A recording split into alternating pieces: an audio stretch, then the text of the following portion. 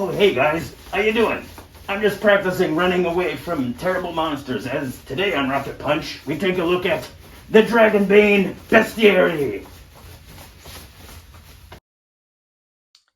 Alright, today on Rocket Punch, we're going to take a look at one of my favorite games, Dragonbane, and this is the Bestiary book for the core box, or the core book, if that's all you bought.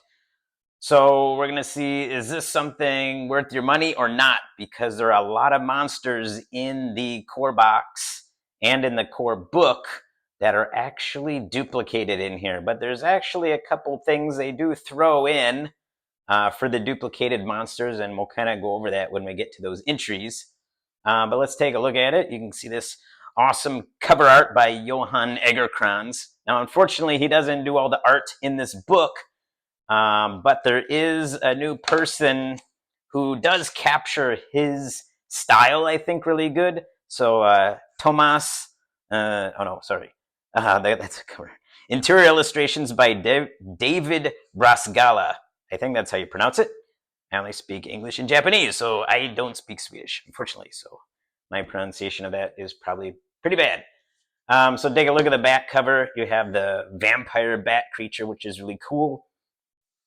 You do have this nice, cool entry. I'm not going to read it. I want you guys to enjoy that. But this whole book is kind of written from the viewpoint of like this almost like zoologist, anthropologist, zoologist of Theodora Sneezewort, who's a halfling in this world, and she's kind of going on this quest, coming across all these beasts and putting in an entry, which is one of the reasons that kind of makes it interesting. Even if you've seen some of these creatures in the core book, is she does kind of have this like little intro about that. So I won't read that, and we'll kind of see some. But there are a lot of things in here. So you got cat people to chimeras, fairies to frog people, hippogriffs to hydras, and much more. So it includes 63 wondrous creatures for the player characters. And it talks a little bit about that. And there are some new playable kin in here that you can use. Although I'm kind of partial to humans. I'll argue with you on that. They are not boring, but I'm not going to argue with you on that right now. That's for another discussion. But here's the Dragonbane Bestiary. We got a nice little art here. A little dragon creature, which actually is not in the book, unfortunately. That's big, unfortunately. You got the credits. And you have the table of contents. So in here, there's a couple different categories of creatures. There's the Nightkin, which are like your ogres, your orcs, and your goblins and stuff. Rarekin, which has some new playable races. And also just humanoid-esque creatures. Then the insectoids, you got trolls, giants, beasts, undead, my favorite category, dragons, and demons. So that's what is nice. This is a dragons and demons game, so it's nice that they really fleshed out dragons and demons. You got a little preface that does talk about this Theodora Sneezewort halfling, kind of her whole thing, how to use the book, which is pretty obvious, but it does talk about kind of how to use kin, the new player kin in here. And then now you have a new rollable table, which includes the kin from the core book and plus these, so you can totally roll randomly. And I do like that they heavily weigh human, halfling, and dwarf, which they're kind of within my realm of I'll play those. Everything else is one, even the elf, which I like. So it makes them a little bit more mysterious and interesting to come across. So here you got the Nightkin. It has a little paragraph from Theodora on that. And then here you go. Even the Goblin. So it's a brand new art, which is nice. I did really dig the core book art for the Goblin, and I really love this one too, as he's on. Doesn't quite look like a warg, but we'll say it's a warg, but it is more of a wolf looking art. So on each entry, you have the name, you have a little interesting factoid here, almost like she's interviewing this person and what each person says about the Goblin. And then it has her kind of anthrozoological new word, like study of these creatures for every entry. And then in here you get like a scout or a warrior because they're humanoid, so they don't have monster attacks. Then it talks a little bit about those, some names and an ability if you want to use these as a playable kin. So that's how you can tell the difference between the rare kin who you can't play as and the other kin you can play as. It gets a little confusing, but you'll get it once you look at it. So all the ones you can play as technically have this ability here. So that's always interesting. And the thing that really sticks out, other than this kind of interesting lore bit that you could add to your world if you want, maybe make Theodora some kind of person out in your world, is that it also gives you 2 seeds. So there's a random encounter. Like, how could you use this in a random encounter? Like, what kind of things are going on? So, like in the Goblin, it just starts. A badly wounded woman comes staggering towards the player characters but collapses before reaching them. If someone hurries, you have a time to rescue her. I won't read the whole thing. I want you to read it and enjoy that. But it gives you a little hook, real quick hook for a quick encounter. And then this is building like a whole scenario or these adventure seeds. So it gives you a lot more detail. So on here, for example, read a little bit. From the darkest depths of a vast forest, small bands of goblins are setting off on raids, successfully robbing merchants, priests, So far, they have not killed anyone who put their hands in the air, but several guards have lost their lives trying to stop them, and then goes on and on about that. And then, real quick, I guess the ability, I didn't really talk about that. So they're resilient. So goblins are resilient creatures capable of withstanding all types of hardships. By activating this ability, goblins get a boon on con roll for resisting poison or disease, or can make camp without rolling bushcraft. So if you did allow a goblin in your campaign or your short scenario, that's a pretty interesting ability that goblins have. I wouldn't start out with it because I like human-centric, but it would be cool if, like, for some reason someone dies and then maybe in the story there's a goblin. You could allow them for a short term to kind of pick up a goblin player. Next, we have a hobgoblin. So same thing. They are playable. They have some cool names. You got a little entry here, random encounter, adventure seed, some new art, and a scout, fighter, or thief is the kind of NPC class they could kind of be. The ogre, really cool. So their ability is body slam. That's pretty cool. And lastly, we have the orc. There's been a lot of orc conversation in the news, and guess what? What do we have right here? Orc. Peaceful orcs? Wise orcs? Are you out of your mind? There is nothing good, sound, or wise about orc scum. They are monsters, plain and simple. See, right there? Dragonbane said it, so it's got to be true. 100%. But yeah, I really dig this. Their ability is tough. They can take extraordinary amounts of pain and keep fighting. So even at 0, if you have willpower of 3, you can keep fighting as an orc. So that's really cool, even as a player character. If you allowed that for some weird reason, just kidding. Play as you like. Now we get rare kin. So they're not. There's a couple playables in here, but they're all just. They shouldn't really be in the game that much. Maybe one they should come across very rare. Is kind of the whole thing. Cat people, of course, you had to throw cat people in here. But anyway, that's fine. They got 9 lives as their ability. Got some adventure seeds. I mean, they would be cool as like a come across, but I wouldn't want to add it as a playable character. I do like that art, though. It's pretty cool. Centaur. Now, this one, you can tell right here, it is a kin because it's humanoid, so it doesn't... well, it does have monster attacks. So it's not a playable kin. I mean, you could probably hack it pretty easily. But they're kin-like. I guess I don't know why it's a kin, but it also had monster attacks. That is a little bit weird. To me, I guess it would be more of a kin. So it shouldn't have monster attacks. So I guess, yeah, I don't know. You could just play it as a fighter, I guess. But it does have that nice encounter and adventure seed idea. So that alone is kind of good for the book. Fairy, that's cool. Like, yeah, I wouldn't want Fairy as a playable. They're just too different from the party. Frog people. Now, these guys are playable kin. And, you know, just like in Hankrin's book, he also has frog kin in his Crown and Skulls book.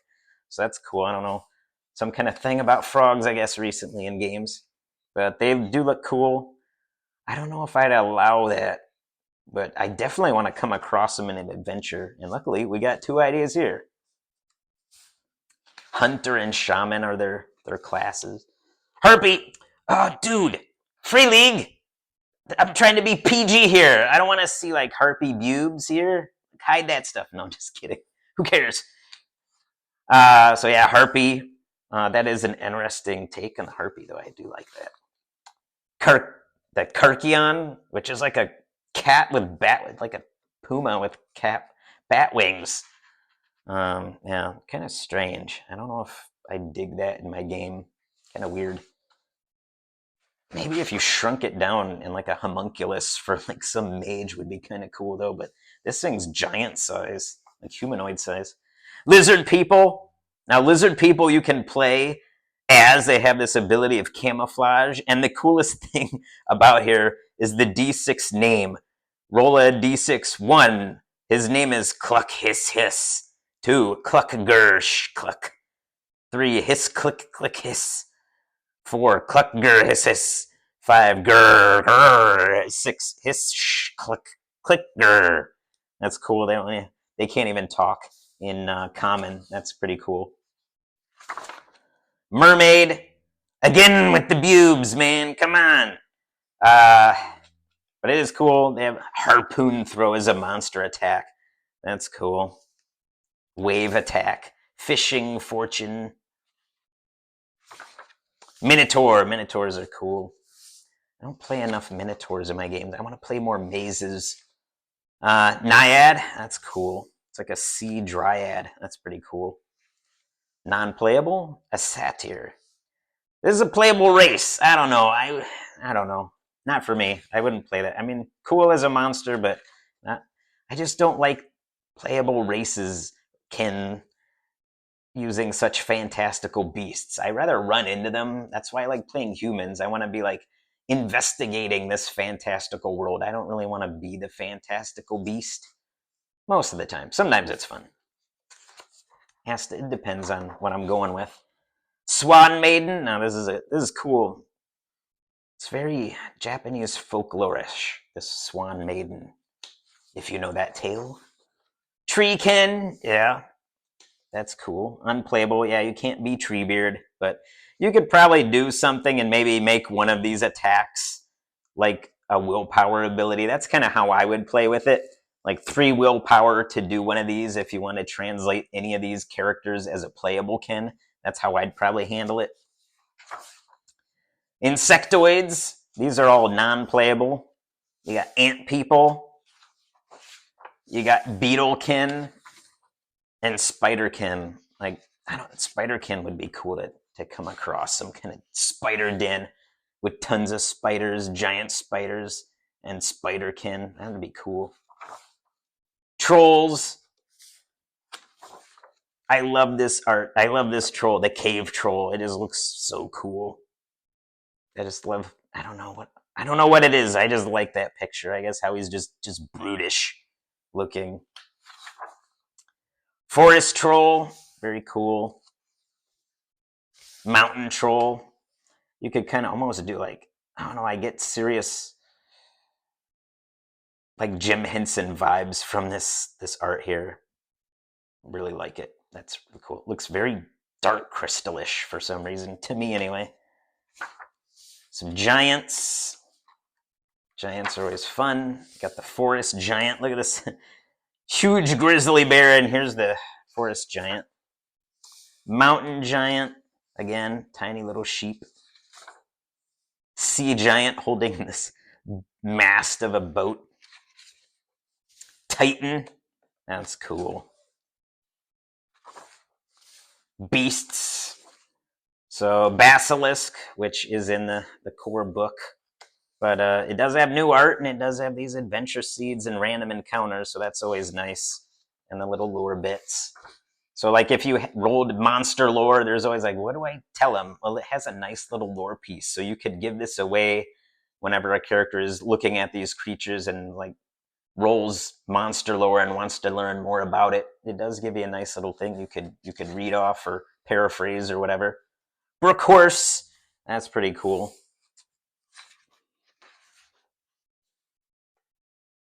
Caledon, I guess. Caledon. I don't know. Caledon sounds like a Japanese bowl of rice. Chimera. That's really cool. I like how the snake is also looking at you right there. Giant amoeba. Yeah, there were no slimes in the core book, so this is a much needed monster in here, so definitely worth it. Giant octopus. It's gonna say octopi. Octopus. Giant spider. You cannot get enough giant spiders. I don't know, so I'm happy with it being in the core book and in this, I guess. Sure, why not? But I mean, you do get the random encounter adventure seed, as I keep repeating and repeating and repeating and repeating. I'm sorry. The griffin, that's a nice piece. The hippogriff. The hydra, that's cool. I do like that. Got some Jason and the Argonauts kind of vibe there, kind of game. That'd be cool. Manicore. Manicores are always great. Speaking of Manicore, I highly recommend listening to Tales of the Manticore podcast. It is OSR and it is using BX plus a little homebrew, but I've been into that. So yeah, just reminded me. Medusa. Yeah, I've never run a Medusa. That would be fun. I should try that. Pegasus. That'd be cool. Rock. That is awesome. Love that guy hanging on. Sea Serpent.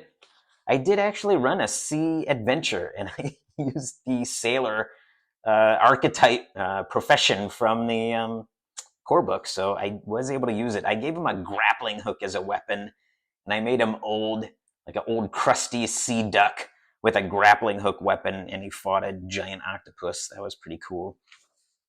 Werewolf. Oh, yeah. Warg. Yes, please. Undead. This is the best part. Nice knight there. Ghost. That is cool. Coming out of the cairn. That is awesome. Ghost Strike. Ghoul. That's nice. Look at that. Eating a piece of meat. Some unlucky adventurer. Living Dead. Yes, we had no zombies in the core book. Mummy. Mummy. Look at that. 42 HP. That is scary. Skeleton. I don't care, man. You could put you could have 1,000,000 books with skeletons in it. I'll buy it again if it has a skeleton. I'm good with that. Vampire. That is an interesting take on the vampire. Look at that. Resistance.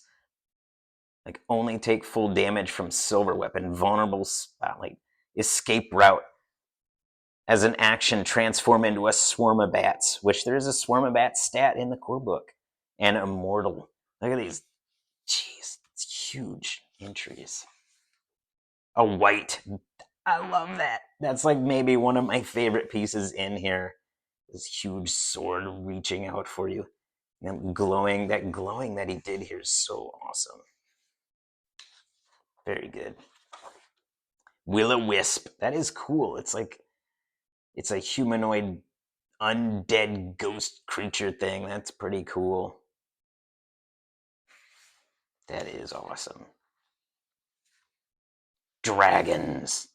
That is a great picture. That looks like Elric from like Dragon Quest 1.